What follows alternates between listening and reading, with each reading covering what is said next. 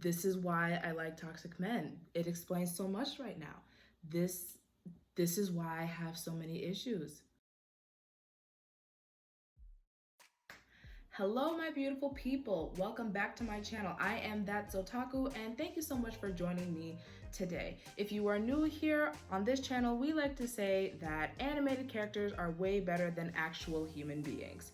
So for today's topic, I want to talk about my interesting past when it comes to dating, the opposite gender, and all that. I don't know why toxic men have found their way to come into my bubble and just disturb my peace and my happiness, but I like to think that it has to do with my past. So a lot of people can say that when it comes to what you watch as a child or what you watch in general, subconsciously it affects you in how you move about in your day. Like if you see a certain type of image of a person, you're going to think of that person, or maybe you're going to be attracted to that type of person. Animes that I'm going to introduce to you today are what brought me toxicity into my life. And at the time when I was watching it, I did not think anything of it. But now that I'm much more mature and I have grown up and I have seen the error of my ways, kind of, sort of, I can say now that these shows were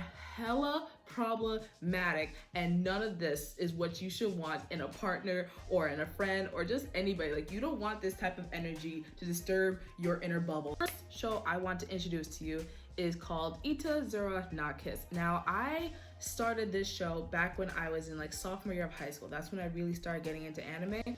And at first I read the manga. The manga was really good, but unfortunately the manga got cut short because I think the writer passed away before it could get finished. So they had the anime released and they kind of finished it off for her. What makes this show a lot more interesting than other types of shojo and romance anime is the fact that this kind of progresses after high school. Most times when it comes to romance animes, you kind of just see them take place in high school and then they never progress anywhere past that. It's like maybe they get together, maybe they don't. It's kind of left on a cliffhanger. Let's hope for a season 2, but there's almost never a season 2 and it just left hanging in the wind.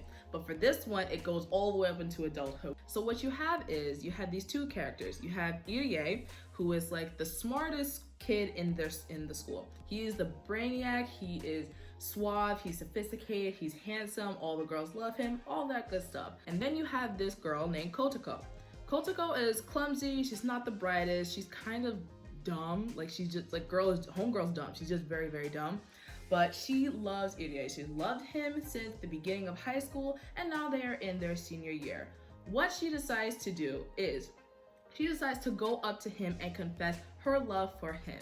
And what does this man do? He rejects her so boldly in front of the entire school, embarrassing her, making her look like she's nothing. And homegirl is just really sad, and I felt really bad for her.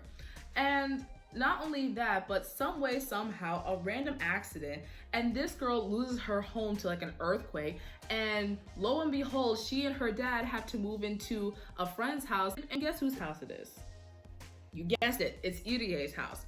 They end up living together and he is not happy about it. He don't like her, he don't want nothing to do with her. He calls her names, he calls her dumb all the time, making fun of her, and she's just still hurt because one, she got rejected by this guy and is still madly in love with him. And that just goes to show that girls, when it comes to a guy that don't want you, please just try to move on, because you wanting them forever is not gonna make them want you back. And that's what Kotoko did not realize. She had to move on and she was not ready to hear that. She just kept holding on, and that wasn't healthy. That was also toxic. But he treated her worse. He would send mixed signals. He would call her dumb one day, but then kiss her at graduation. Then he would ignore her at school when they move on to college, but then say that I like you and you shouldn't be dating anybody else. It's just constant mixed signals. You don't want to be involved with someone that gives you mixed signals, hot, cold, and all that stuff. She's confused, I'm confused. Again, didn't faze me when I was a kid, but now that I'm an adult, I'm just like, that's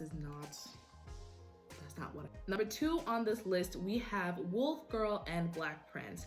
Now, this one is a newer one. So ItaKiss came out back in like the early 2000s. You can tell by the animation. This one came out closer in the age of the 2010s. I don't remember which year exactly. I want to say like 2015, 2016.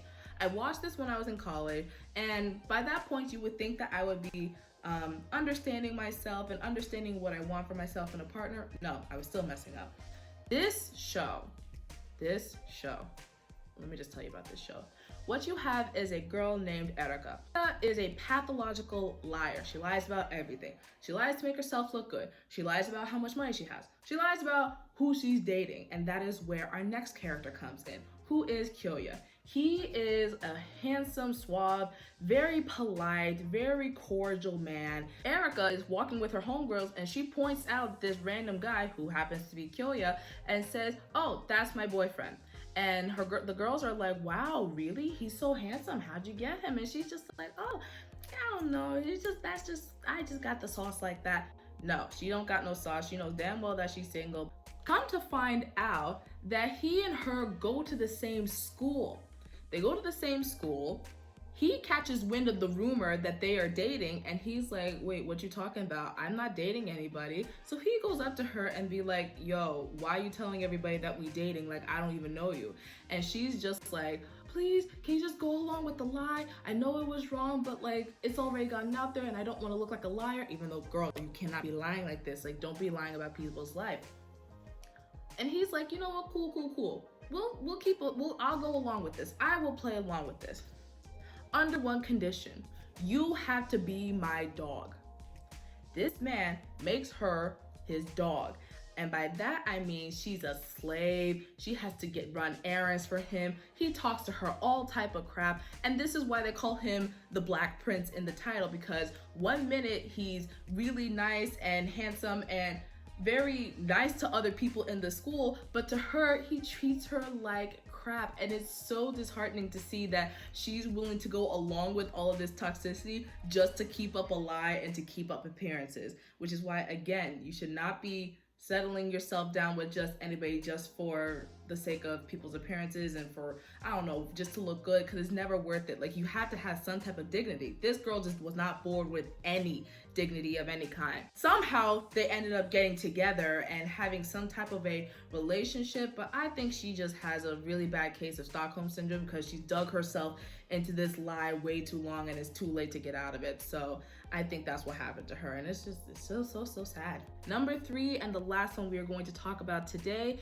is Rumbling Hearts. Now, I don't know anybody else that has ever seen Rumbling Hearts or even know what I'm talking about. And it is because it came out in like the early 2000s, like I think 2003 to 2004.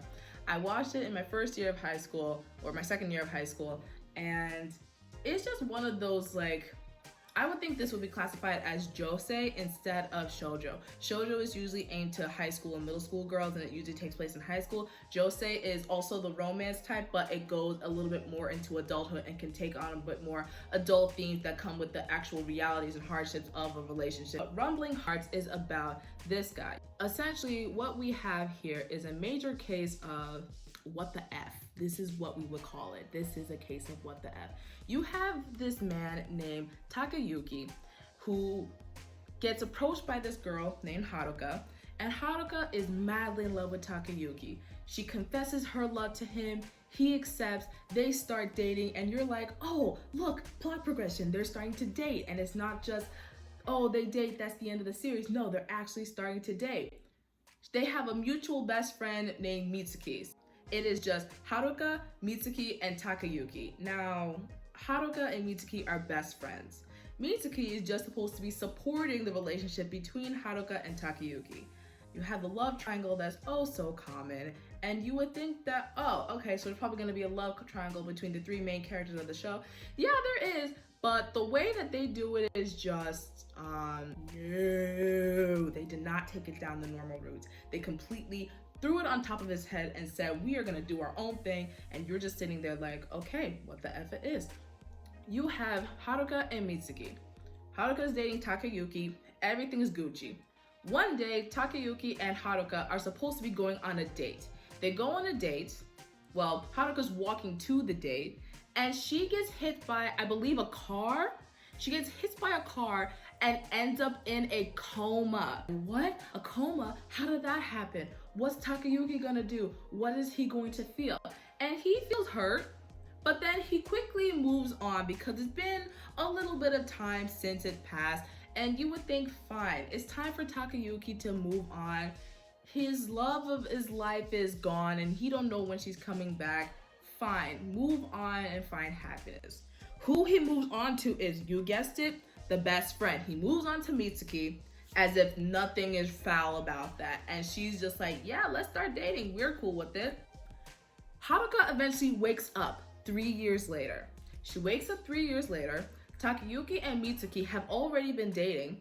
And in Haruka's mind, she doesn't notice how much time has passed. So she's thinking, oh, me and Takayuki are still in a relationship. We still have a date to go on.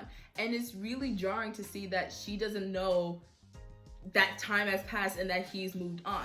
Now you would think that at this point, they're all out of high school. Takayuki has grown a little bit more. You would think that this man would do the right thing and sit her down and say, hey, listen, you were in a bad accident, you were in a coma. I didn't know when you were going to wake up, so I had to move on. Unfortunately, it was with your best friend, which is also not right, but I had to move on. You would think he would be honest with her. No, he was not honest with her. Instead, he decides to try to date both Haruka and Mitsuki at the same time without either of them knowing. Child, I swear, I wish somebody would try to do that with me. How am I gonna be in a coma? You're gonna be dating my best friend, and then we're all supposed to be dating each other, and you're not gonna tell me? I just could not be the one. Drama ensues. Cry, cry, cry. Sad, sad, sad. All that good stuff. All three of these shows were hella entertaining when I first watched them, but now that I'm older, I'm just like, why did I think that there was nothing wrong with this? Why did I think that this was okay? Now I understand why I accept people that do not maybe something as bad as this, but I think that this had a negative effect on me and my weird spirit. And I'm hoping that this doesn't happen to someone else that watches this. Don't treat people dirty and give them mixed signals. Don't treat people dirty and emotionally abuse them as your slave. Number 3, don't treat people dirty and then date their best friend as your girlfriend is coming out of a coma. I didn't recognize this as problematic, but now I see that it is. But I can still enjoy them right now, and it's still an all good fun. So let me know down in the comments if you've watched any of these shows, if you plan to watch any of these shows, if there are any toxic signs that you see in different shows that you're like, huh, that's actually really bad and I didn't realize that until now. Tell me your thoughts down below, and I'll see you in the next video. Bye.